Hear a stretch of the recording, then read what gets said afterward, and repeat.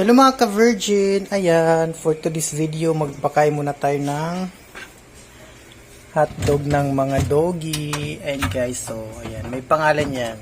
Dog food. Jollibee. Charis. Ulam, hotdog. So, para lang to sa mga doggy namin. So, papakainin ko sila, tagdadalawa lang sa kanila. Kasi konti na lang yung hotdog nila.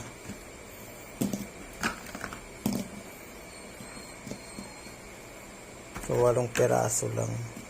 8 peraso lang mga ka-virgin na hotdog kasi wala na, konti na lang yung hotdog nila. Isang Tupperware to na binili ko sa kanila para pang ulam nila. So, ayan mga ka-virgin, binabalatan ko na pala yung hotdog dyan. Tapos mga ka-virgin, todo explain pa ako dyan kung paano balatan, tapos kung paano guntingin.